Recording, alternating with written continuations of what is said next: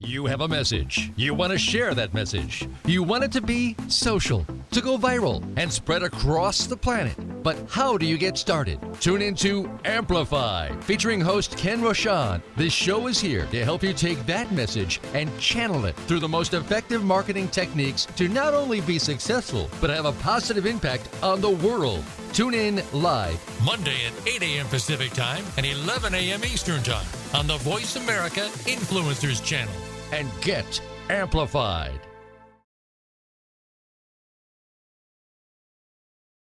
Welcome to Voice America Influencer Channel with Amplified. I'm Ken Rochon, and we have an exciting segment because how often do you get to talk to a trillionaire, the next guy to take out Jeff Bezos? He is actually going to show you.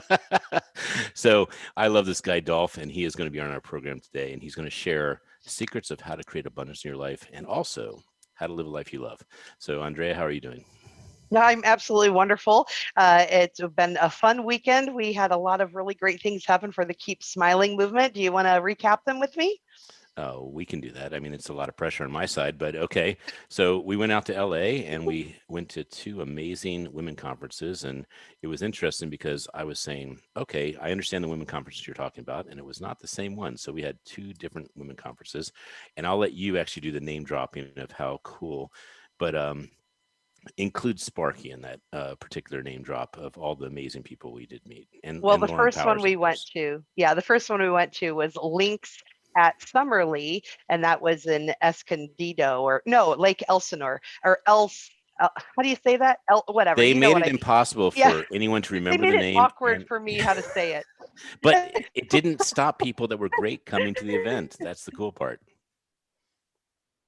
It didn't. Carl Wilson was there. Robbie Mater, she was one of the main people there doing such beautiful, amazing things.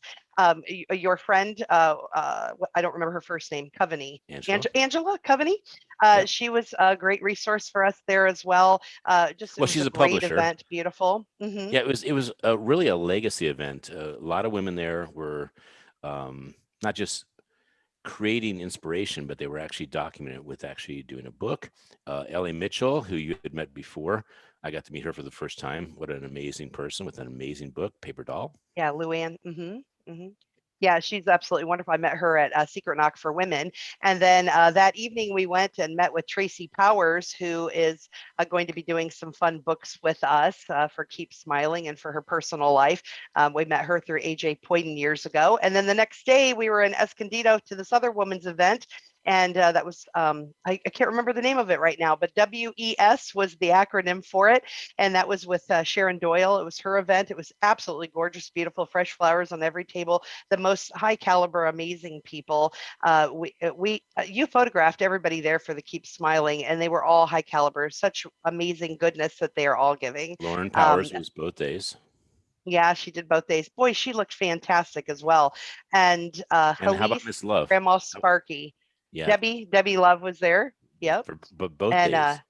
both days. Yeah. I want to comment on that. It's so unusual to see someone go to an event that is, I don't know, an hour or more away, and next day they're at another event. It shows that they're really thematically and committed to showing up. And actually, that was the message. It was that was the name of the book for the first day. It was Showing Up, and it was interesting to say to Angela, you know, your book is called Showing Up, and here I am coming from Baltimore, D.C., showing up, and here we are going to make a Keep Smiling book and edify, create legacy, inspire all these amazing people from the ripple effect that we're going to create. Mm-hmm. And then we left that event, went and did a wedding. One of your best buddies, just adore him, Kyle McGregor. No, you have to say, you have to say McGregor. He was and in Lana. a gorgeous kilt, yes, Yeah, and his beautiful wife. She's adorable. And it was the most interesting wedding we've ever been to. Well, since we've only been to one wedding, I would say that is probably a safe comment. Like if you take all the weddings in the world, and there's like maybe a million or so, maybe. Actually, you and I have been at like 5 weddings, so we've actually been at a lot of weddings. Okay. However, this was a wedding when you get there, we had to be there at 3, and then it started whenever it started. So it was so refreshing because it was laid back. You just had fun. You had drinks. You visited with people, got to know them, and then when they felt like it, we had the wedding. Yes, indeed. And what a neat amount of people that touched his life that are all in leadership, personal development, abundance. Just you could tell these are all people that are living a lifestyle they love. That's the part that was very clear.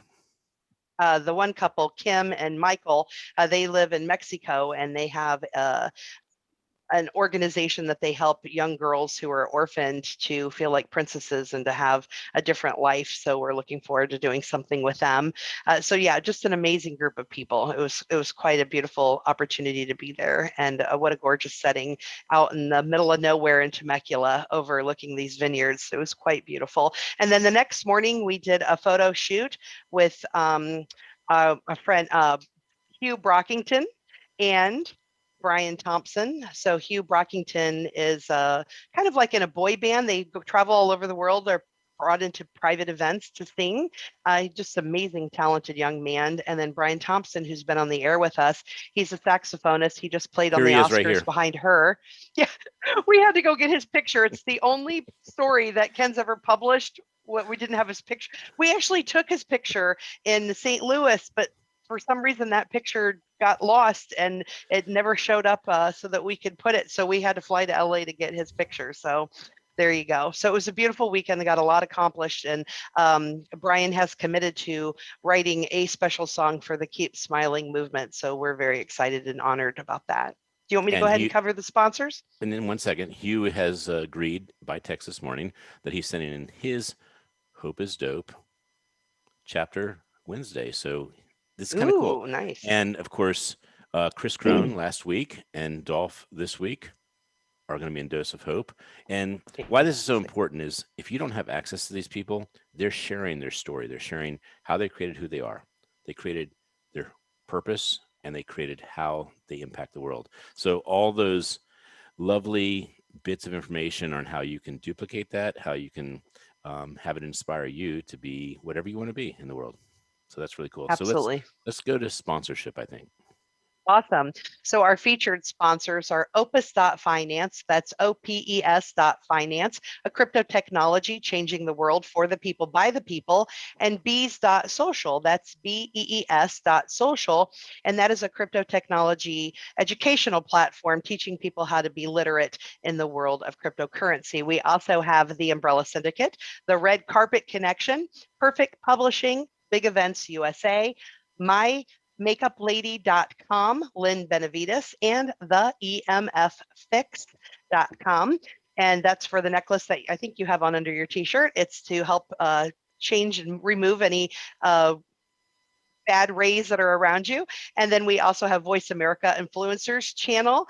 And don't forget the KeepSmilingMovement.com. Thank you, Ken, for showing that. The KeepSmilingMovement.com is our charity of choice. Ken is the co-founder. I am the executive director. I'm Andrea Adams-Miller, also executive producer for this show, Amplified with Ken Rochon. So there we go. We got our sponsors covered. You did a great job. So I think it's time to bring on our guest. I know it's let me a bring big him step. on. You know what? I just adore this guy. He is so much fun. We have just adored him. So Dolf De Roos. Dolf De Roos, he's from New Zealand, was and you can turn on your camera whenever you want there. There you go. He not only was born in New Zealand, but he was in 6 different schools while he was growing up. And it must have taught him a lot because he eventually taught in 27 countries himself. He's known because of his amazing information in real estate and how he can make things happen. However, he has another business called Border Free Businesses. They can do in a week what people can't accomplish in a year. And he was a New York Times bestseller, 7 months on the New York Times bestseller, and it was converted into 6 languages. And this man has so much information. We just want to go really deep dive. You will love him. You will laugh. You will be amazed, and you will want to read all 23 books in all 6 languages. So, Dolf, I think you're probably very intimidated with that build-up, so I apologize for that. I know you've been a little nervous with the connection in Antarctica, and yes, I'm totally nervous and don't know what to say. You know, hearing you talk about these women's groups that you attended on the weekend, I've been involved with a couple myself. One had the very illustrious name of Wildly Wealthy Women, and it was an Australian-based organization. And they used to put on these weekends called the Wildly Wealthy Women's Wicked Weekends. And I think a lot of people probably joined just because of the name. It was really cool. And I was honored by being the only speaker that could ever be at their events that wasn't a female. And I remember once we did a live event. This is before the pandemic, actually, but we had some kind of fiber optic pipe going from Phoenix down to Melbourne, Australia. And they had 1,200 people in the room, and they announced me as their mystery guest and apologized that it was not quite the correct gender and all that. And I said my first few words, and I heard all this laughter in the background. They said, "We recognize the voice, it's Dolf." So that was that one. And then I attended one in LA where you guys seem to have been on the weekend. And that was the WIN, I think, the Women's Information Network. No, it was in Las Vegas, because I'd been walking down the strip earlier that day. And you know how you sometimes see characters dressed up as Spider-Man or whatever? Well, here there was Wonder Woman. And it was a pretty good lookalike of Wonder Woman. And I didn't react to that or think much about it. But I went to the event, and I swear at this event, they had Linda Carter, the actual original Wonder Woman who starred in the shows. And she was also a speaker. So on the same day, I got to speak with the real Wonder Woman, and I met the lookalike out on the strip, you know, who dresses up, and they do it, I think, to take photos and all that sort of thing. So it was kind of a cool memory. That is cool.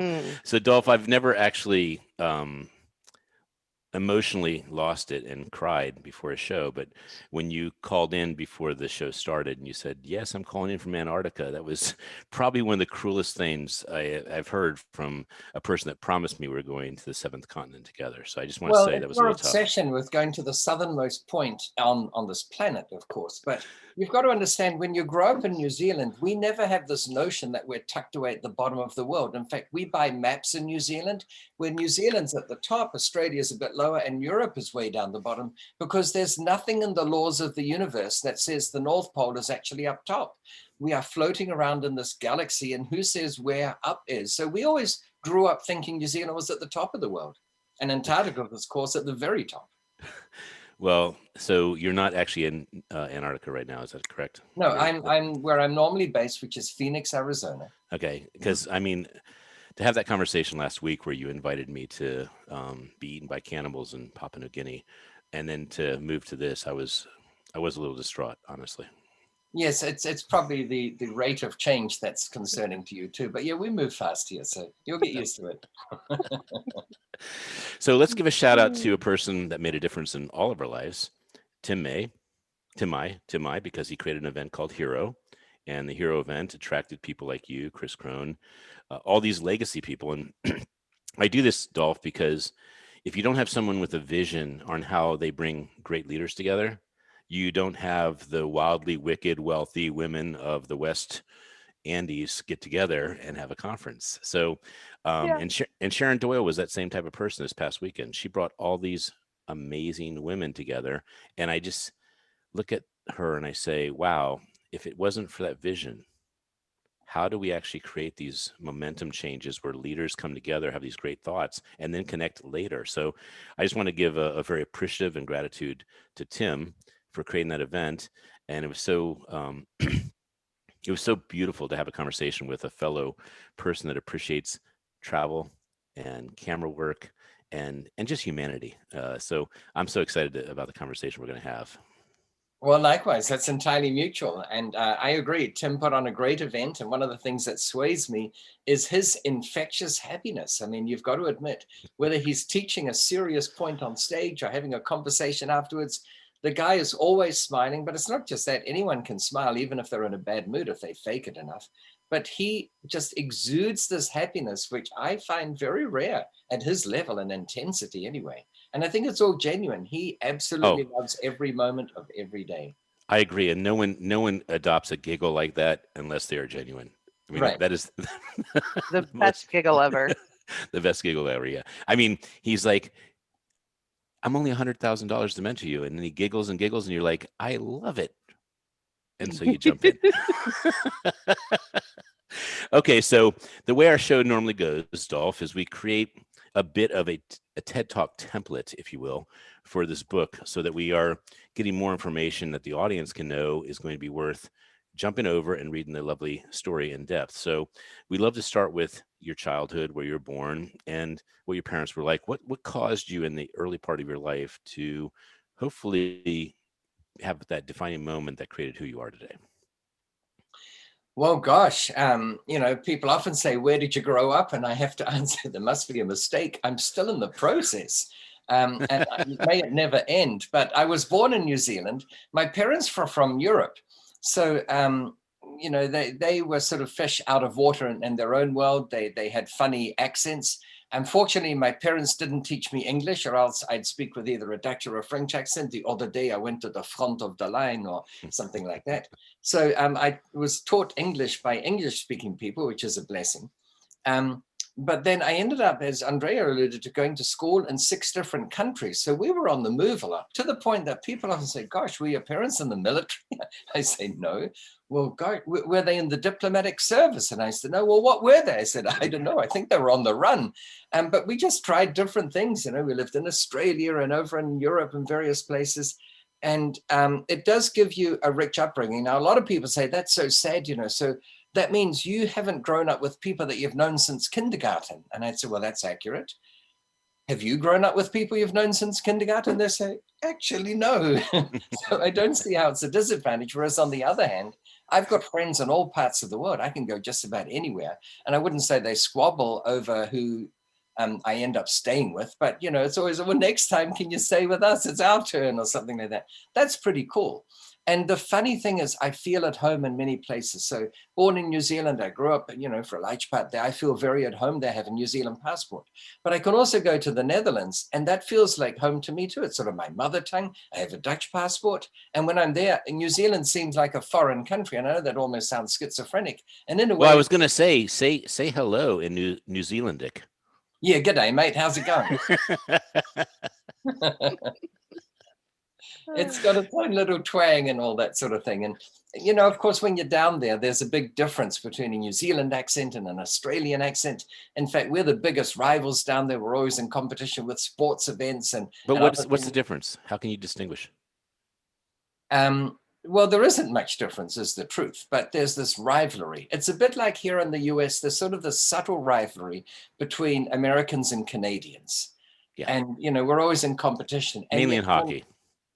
And yeah, amongst other things. And yet when any American meets any Canadian in Europe, you're the best of buddies, and we miss the homeland in North America and big buddies. But back here, they're sort of rivals, and it's that way. It's all done in good jest.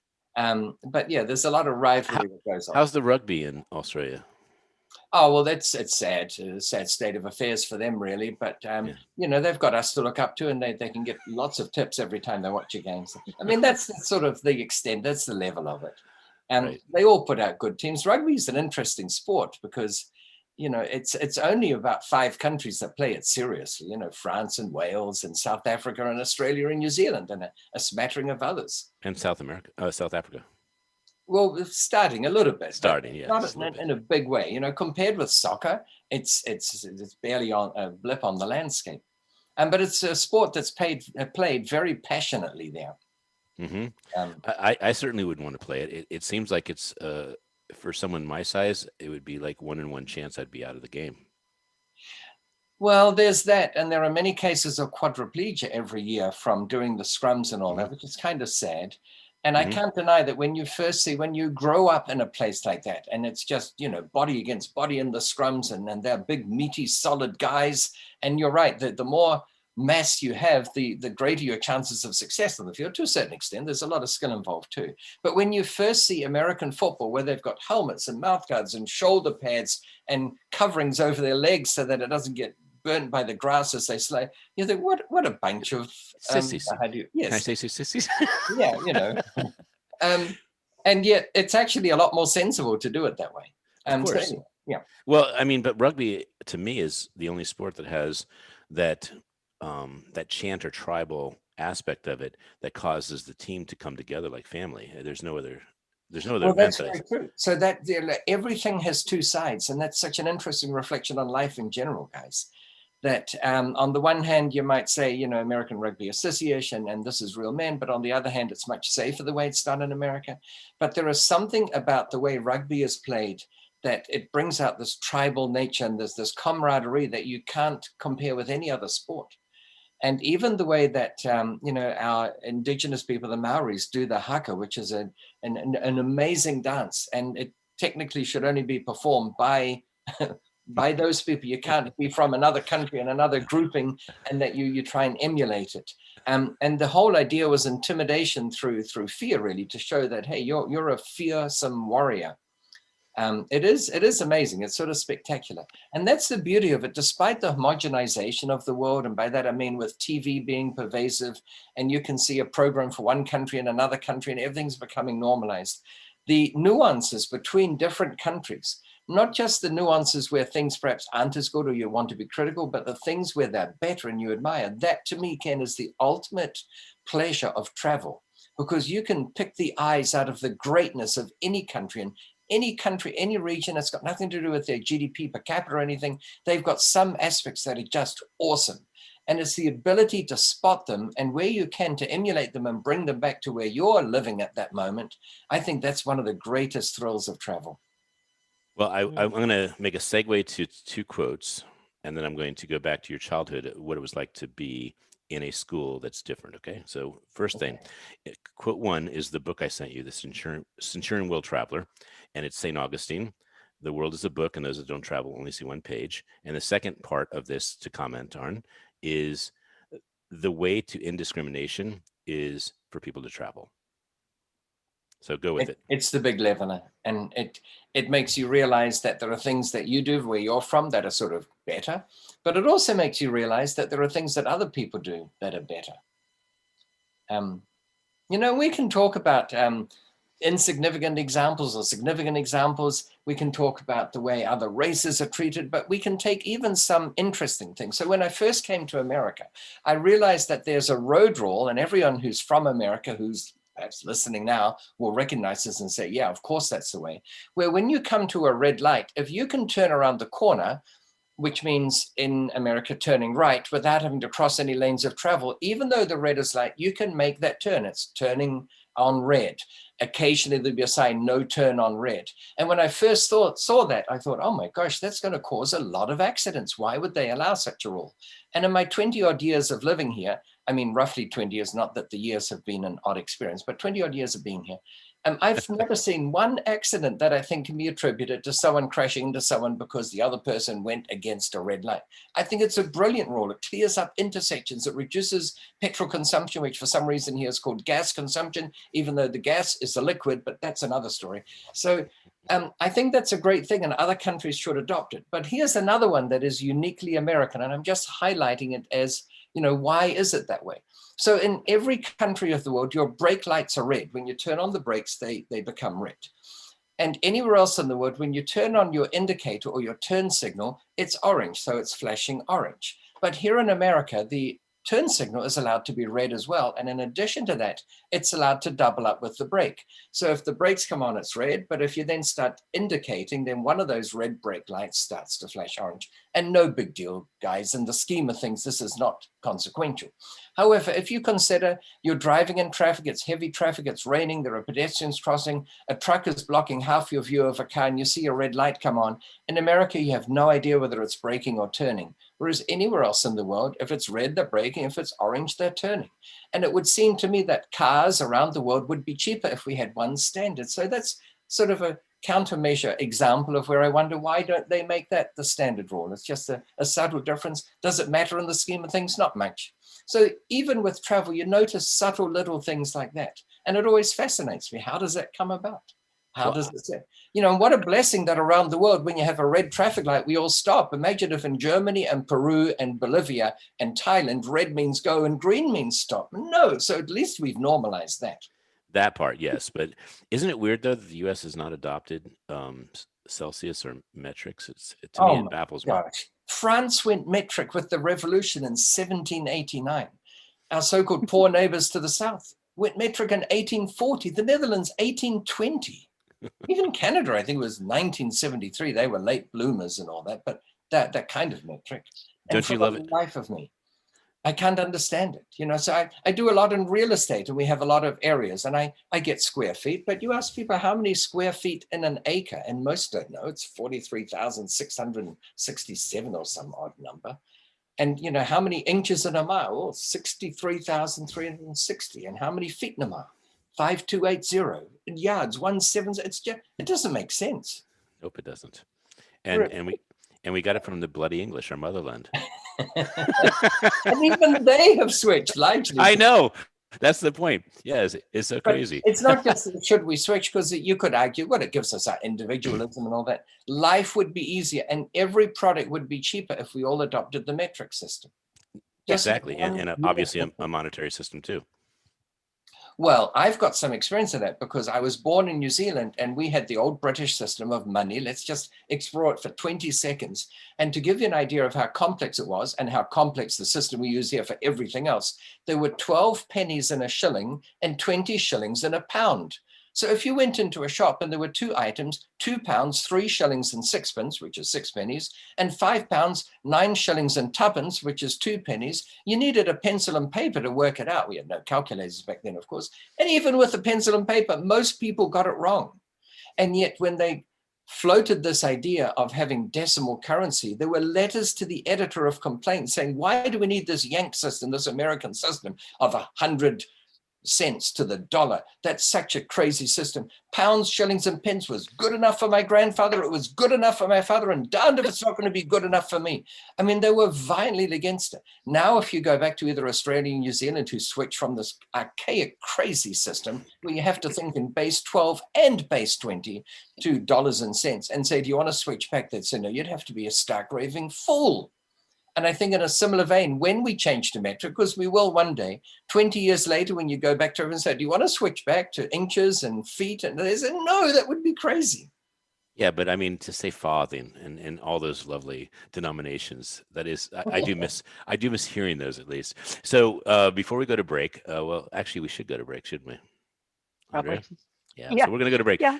Be ready, because you're going to go back to your childhood for just a minute or two more, and then we're going to bring it into what's happening now and how you inspire in the world. All right. We'll be back in a couple minutes. You want to give a shout out to our sponsors? Absolutely. The Umbrella Syndicate, the Red Carpet Connection, Big Events USA, Perfect Publishing, MyMakeupLady.com, Lynn Benavides, TheEMFFix.com, and Opus.finance, that's OPES.finance, and Bees.social, BEES.social, crypto information to change the world. And of course, Voice America, which will be taking us to break. And we're clear. Thank you. So, Dolf, a lot of people don't travel the world to enjoy their education in the beginning. So I just want you to talk about how that was an advantage and what that was like. I was in India when I went to my first year of school. So just having someone else share what that experience does for you in the future is nice to. And then I want to go into why travel is so important, and then what you're doing in life right now to inspire, what events you like to go to, and give some highlights, obviously, of what you've been doing. 20 seconds. Cool. Okay. Oh, and we have to talk about the cannibal experience. We have to talk about that too. Okay. 10 seconds. We're probably at 7 seconds right now, Dolph. Probably 4 seconds now. Not even going to tell you. All right, here we go.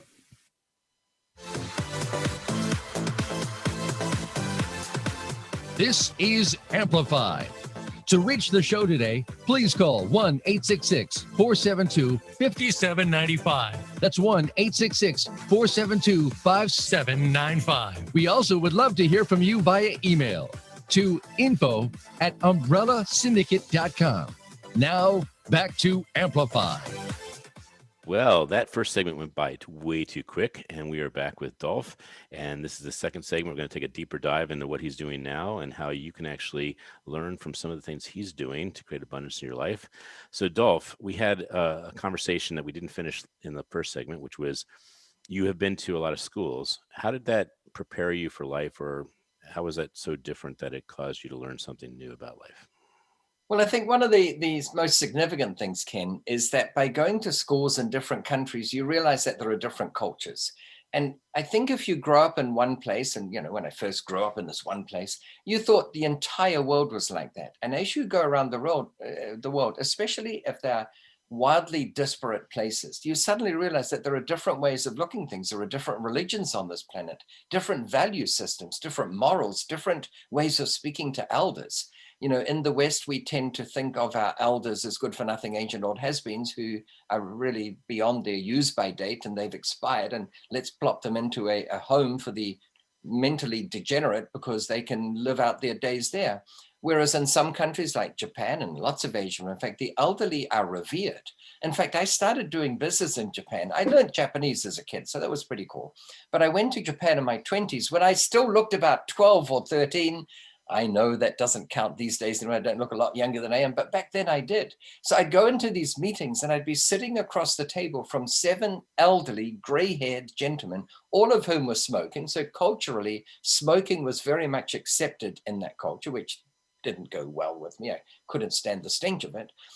But they couldn't stand the fact that my company had sent the youngest representative, he must have been the youngest, he looked about 12, to negotiate with them, when in fact I was the owner of the company. And that didn't count for them, because there your seniority is based on how long you've been with the company, not what you might be able to do for them.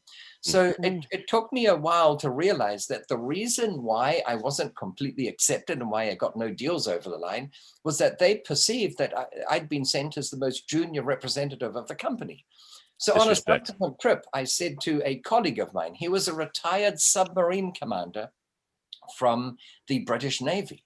And I said, how would you like to go to Japan? And he said, well, what would I do there? I said, I need you for negotiations. And he said, but I have no negotiation skills. And I said, no, don't worry about it. If I say to you at the end of this meeting, how do you feel about that? I just want you to nod your head with a bit of a frown.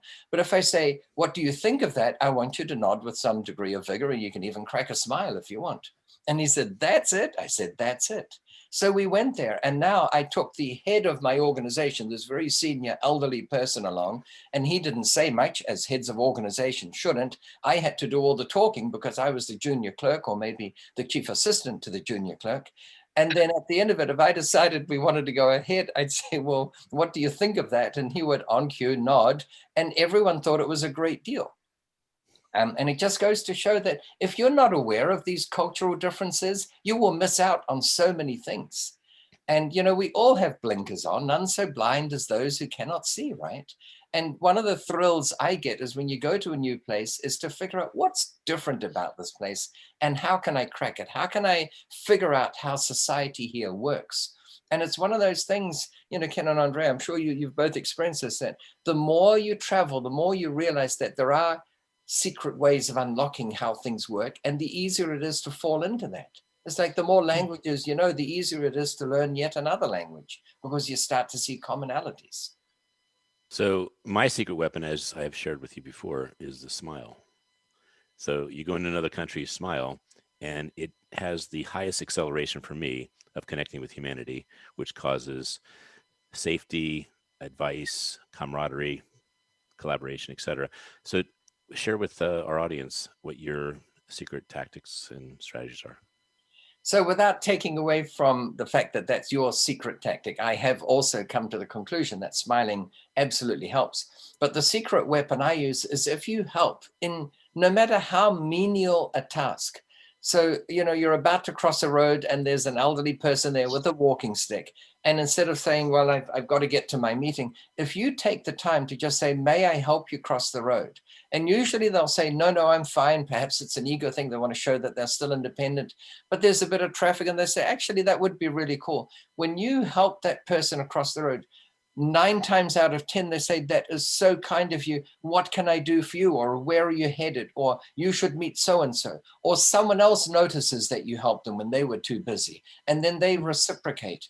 So it's a universal rule that's unwritten that as long as you give someone enough things, ultimately they will offer something back.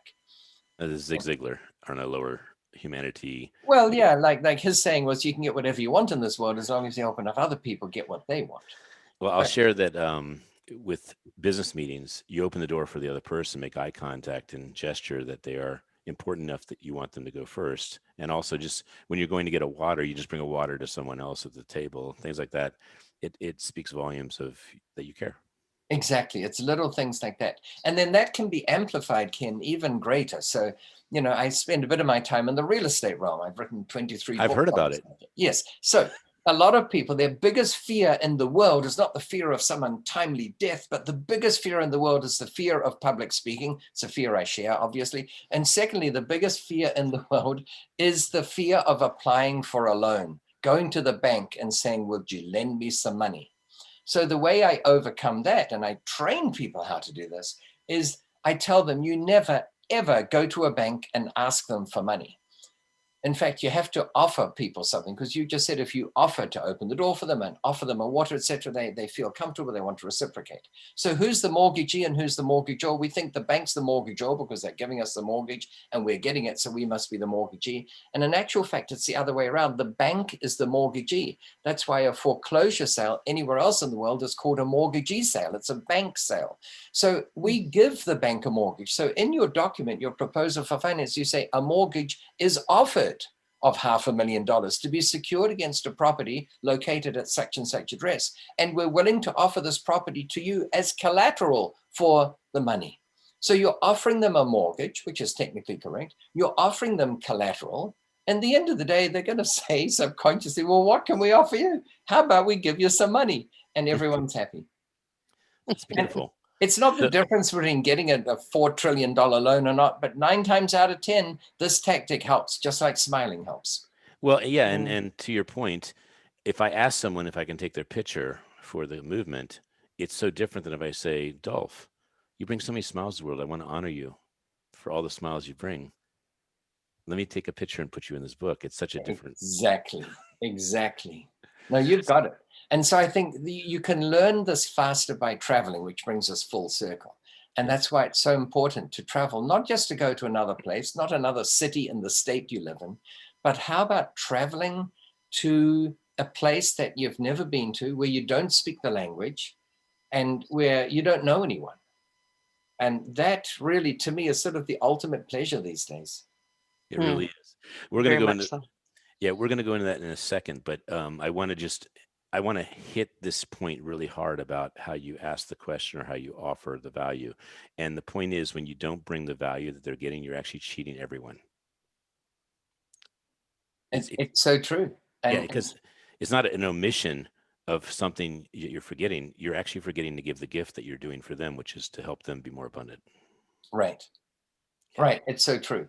And, we can often get into an ego state where we think, well, since everyone's coming to me to ask me for something, it puts me in this powerful position. I'm sure some bank managers feel that way because everyone's coming to them to ask them for a mortgage. So again, I flip the tables, and you can tell this isn't scripted because I teach people that when you go to apply for a mortgage, print multiple copies of your document. And then when you get to the bank, say it's Wells Fargo, say, oh, here's your copy. Oh, no, I'm sorry, that's for Bank of America. And then pull a new one. It's the same document, but have 10 of these. And now the bank manager's thinking, oh my gosh, he's not begging for this money. He's got 10 proposals for finance, and he's going to bank after bank. So Ken, I have literally had banks say to me, Dolf, if we give you a verbal commitment right now to fund this property, would you give us a commitment not to go to the other banks? We've turned the tables. Well, unlike you that brags that you're unscripted, mine is totally scripted. And the next thing I'm going to say is that it is totally scripted. See, I actually had that in there as well. So you and I had, for me, a very unexpected and spontaneous conversation about the joy of cannibalism, and not necessarily us being that cannibal, but traveling to an unsafe part of the world. And it was such a in-depth conversation. And it also included a very well-established family losing a member of their family because they dared to go to that same place. Rockefellers, right? Correct. Yes. Okay. So would you give the 2-minute to 3-minute synopsis of that 45-minute conversation we had? Because it was so rich. And obviously the part I want to share is that you did it, and the timing and the etiquette. And then, of course, the person who was snapping away, which is the photo, and then, of course, the Rockefeller. If you could kind of encapsulate that. Well, that's tough to do in 2 minutes. I know. No. Go as long as you wish. I was 17 at the time, and my dad was working in Papua New Guinea. Papua New Guinea as a country.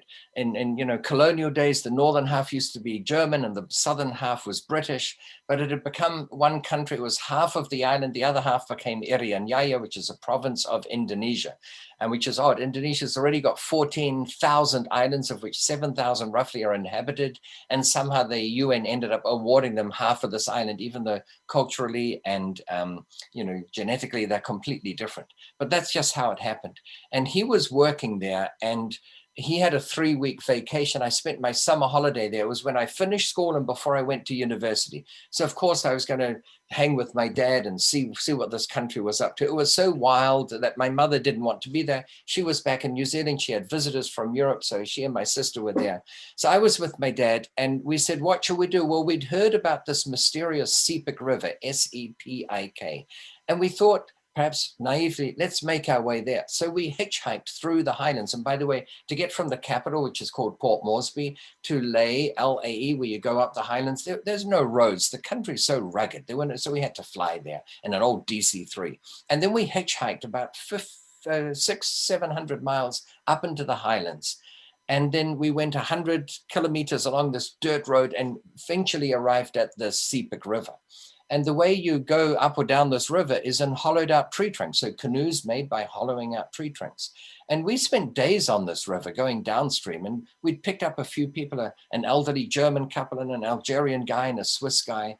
And here was the interesting thing. I was the youngest. I was 17 at the time, but I was the only one who could speak Dutch with my father and German with the elderly couple and French with the Swiss and the Algerian. The Swiss guy was French speaking, which isn't the same for all Swiss people, of course.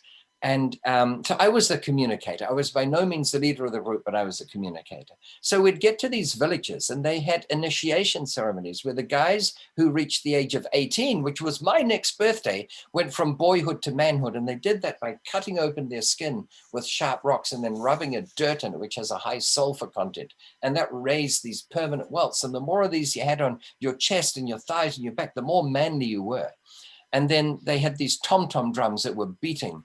And by the way, their hair was all shaved off. They had twigs stuck through their earlobes and they had to stand there without blinking while all the women of the village were dancing to the beat of these tom-toms, trying to distract them.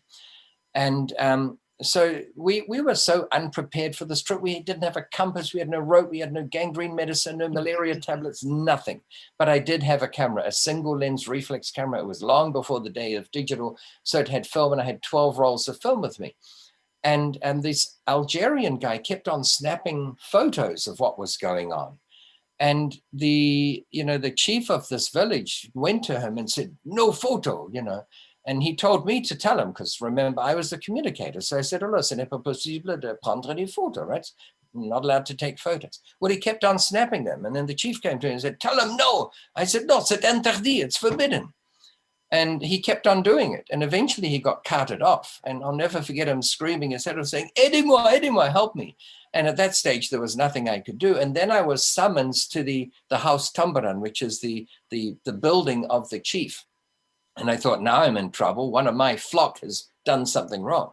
And he could see that I had a camera with me. What I had was pretty obviously a camera. And he looked at me and he said, do you want to take photos? And I was 17 and petrified and thinking the wrong answer here could have severe consequences for me. But instead of pretending it wasn't a camera or something, I said, I'd be honored. And he said, well, be my guest. Because all he wanted was acknowledgement that we strangers were in his village. So I got to take this, I think, incredible series of photos of this initiation ceremony that I don't think happens anymore, guys. I think the world that my dad and I experienced in 1977 doesn't exist anymore. There were no roads there. There were no cars. There was no electricity. That means no radios, no TVs. Satellite phones hadn't been invented. GPS hadn't been invented at that stage. It was so primitive. It was interesting to see. So what do you think happened to the gentleman that was taking photos besides being carted off? Was he dinner or? No, we all thought that, and we were about to leave the next morning and everyone was pretty somber and quiet because we hadn't heard. And they were about to launch our hollowed out tree trunk from the shore near their village. And they said, oh, wait. And they ran back and they hauled him out and literally threw him in the boat. They said, we don't want him. And he'd been kind of a know-it-all up to then, and from that moment on, he was very subdued and quiet and He very put a humble. bad taste in their mouth. You could say. So, so what was your dad like? Oh, he was very much the adventurous kind. He had no fear, which was both good and bad. The good part is we went to places like that. But looking back, it was absolutely silly because we were weeks travel from civilization. And if we hadn't made it out, and that reminds me, we'll get to the Rockefellers in a bit. If we hadn't made it out, I think to this day, my mother, bless her, she's still alive. She wouldn't have known what happened to her. So apparently the grandson of Nelson Rockefeller, Nelson Rockefeller, of course, is one of the patriarchs of money society here in America. A guy called David Rockefeller, he went to Papua New Guinea around the same time that my dad and I were there. And then he disappeared and he was never heard from again. And I found out what happened because once I flew from Perth in Australia to Atlanta, Georgia to attend a board meeting. And that's This part of the globe. Yeah, that's a 12-hour time zone change. That's a long flight. And so I was jet lagged, as one often gets when you travel a lot. And I was wide awake at 2 or 3 in the morning. So I turned the TV on, which is something I don't normally do. I don't even have TV at home. And there was the Discovery Channel or the History Channel, one of the two. And there was the story about the grandson of Nelson Rockefeller and how these two elderly Dutch Jesuit priests came forward and they said, but we were living there at the time. We saw what happened. And apparently he'd been out canoeing in a hollowed out tree trunk and his canoe flipped and got swamped and he swam to shore and he was set upon by cannibals and clubbed to death. And that was the end of him. And they came forward 40 some years after this had happened. And that was how the world discovered. And I thought, holy smoke, my dad and I were there around the same time. And we went through, what you could describe as cannibal territory. And obviously we survived, but I thought I've got to get the story out. So I'm working on that one right now because I just think it's fascinating that what we experienced, I don't think exists in the world anymore. I don't know if a smile will save you from being cannibalized, but I mean, I would hope that there's some truth in that. But I thought it was interesting when we talked last week and we had this story that Perth came up and Atlanta came up. And I said, it's so crazy. My son just asked me, what's the furthest place you can travel to in the world to be 12 hours away, halfway around the world? And Perth came up as a solution, not the best solution. It was about 9,000 something miles instead of 11,000 miles. But it was interesting that you and I had just had that conversation the same day. Yeah, it is interesting. It's like, the day I meet a Wonder Woman lookalike on the streets of Las Vegas is also the exact same day, unbeknownst to me at the time, that I'd meet the original Linda Carter. It's like, why does that happen? And sometimes we think there must be some mystical reason behind it. And other times I think it's just coincidence.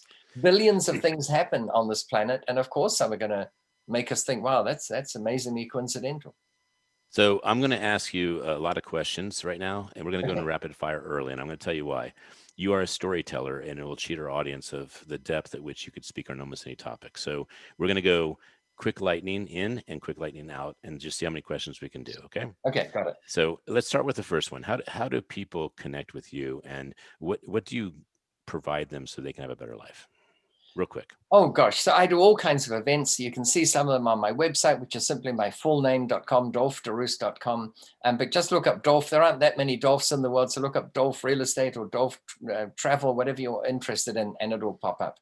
You can connect through me on Instagram and TikTok and you name it. All right, Andrea. But what is the song that really gets you jazzed up and moving? Oh gosh, there are so many. I've got this really eclectic taste, but gosh, a song that I'm, I like that that Kodachrome by Paul Simon. There's a whole story behind that. I met Paul Simon once, but it incorporates my love of photography, which we share, Ken, and the fact that you can take a snapshot of something, and the memory that it conjures up can last for decades. So anyway. That's one song, but I've got many songs. Yeah, I bet you do. And so we can always add those in the book or whatever. So quickly back and forth again.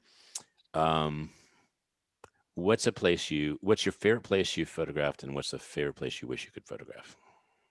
Oh gosh, I think my favorite place to photograph is Prague in the Czech Republic. Isn't Prague crazy? The weather change is insane. Yeah. And Okay. then in terms of, I've been there once, but I want to go there longer, and that's St. Petersburg in Russia. It is also stunningly beautiful. And I think there are so many possibilities there of doing, because everything's on a grand scale. So you can play around with dimensions and perspectives. Very good. Andrea? When you were a child, what did you want to grow up to be?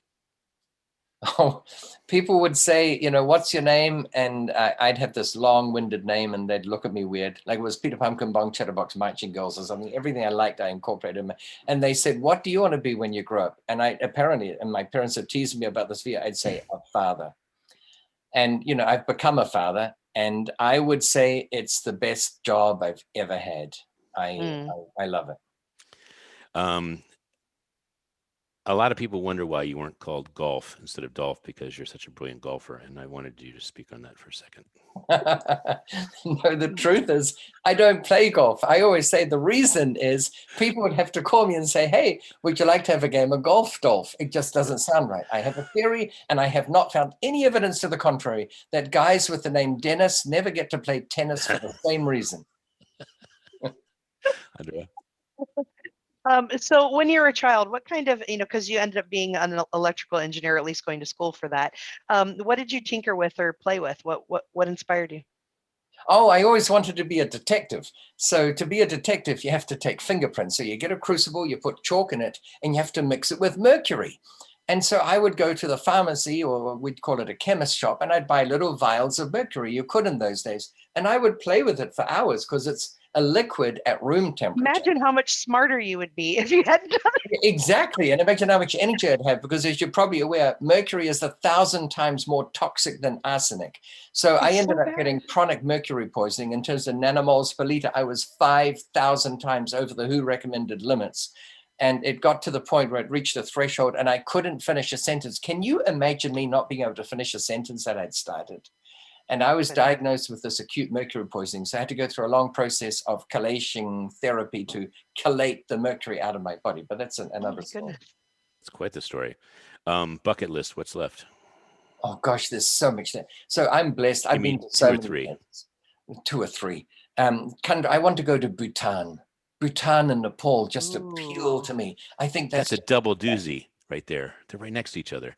Yeah, I know. So it's possible to go to one. Bhutan, you cannot go without me, because it measures the happiness index. It's the only country in the world that measures it. We have to. That's fascinating. But that means that I'm compelled to go to 2 places with you, because, as I understand it, if my memory serves me correctly, I cannot go to Antarctica without you either. Not at all. No. Okay, I know Ken feared that snow squall behind you is actually Antarctica. I know, and we agreed, Andrea, not to reveal where I truly am. We've pretended I'm in Phoenix, so that's all right. Yes. It's actually pretty warm in Antarctica, 65 degrees Fahrenheit, which shows it was recorded by an American. Otherwise, it would have been expressed in Celsius. Before you answer the bucket list part 2, I just want to say it was so fascinating to talk to you last week. And when we talked about Antarctica, I've never heard anyone say, well, which journey do you want to take to Antarctica? Do you want to take it from New Zealand? Do you want to take it from South America? I'd never heard those choices, because for me, it was always South America was the point where you get closest and you jump in. Well, that's interesting, because I lived in Christchurch for many years. It's in New Zealand, and the Americans have an operation there called Operation Deep Freeze, and that's where they have their C-131 Galaxy operating going there. In fact, there's a little post office in Christchurch, which is technically on US soil. So if you mail it there, you don't need to put New Zealand stamps on it. You put US postage stamps on, et cetera, et cetera. So it's this little anomaly in the world. So anyway, that's why I all right. Well, we just got notified. This is the last question, unfortunately. So I'm going to do a double doozy. Double doozy, quick. Yes. What book changed your life, and what quote do you live by? Oh, the books. That's so many. I'm an avid reader of books. Hundreds of books have changed my life. I can pick on many of them. There's a book I read about Aristotle Onassis that changed my thinking. There's a book by William Zeckendorf on New York and the real estate there. That changed my thinking. We need more time to do that. What was the second question? What quote do you live by? Oh, what quote do I live by? Oh, gosh, again, there are so many. I love the travel quotes. That's one you'll often hear me say, the world is a book, and he who does not travel reads only one page. It's as if you read the same page over and over again every night before falling asleep. And there's this whole 400-page book of characters and plots and places that you don't even know about. Get out of your comfort zone, go somewhere. You have to go beyond your comfort zone. You can't just travel for the sake of travel. You have to have your body shocked saying, oh my gosh, I'm feeling a little bit out of sorts here. I'm not familiar with the language, the surroundings, the protocol, the etiquette, what to do. Well, I am very thankful to Andrea, my publicist and producer of the show, because I met you at the Hero event in Key West. And it was quite not only a new experience, but it's the experience that I feel is taking me the furthest beyond this pandemic. So my friendship and our chance to break bread in Thailand via Phoenix was just a wonderful experience too.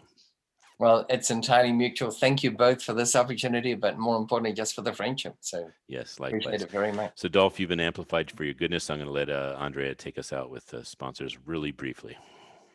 Opus.finance, Bees.social, The Umbrella Syndicate, Perfect Publishing, Big Events USA, MyMakeupLady.com, Lynn Benavides, The EMFFix.com, The Red Carpet Connection, Voice America Influencers Channel, and of course, please send your love and donations to thekeepsmilingmovement.com. Keep smiling. I'm Ken Rochon and Amplified, and we are so excited, Dolf, that you shared your story, and more importantly, that there's so much more to do with you. So thank you very much. We'll see you next week. Stay amplified.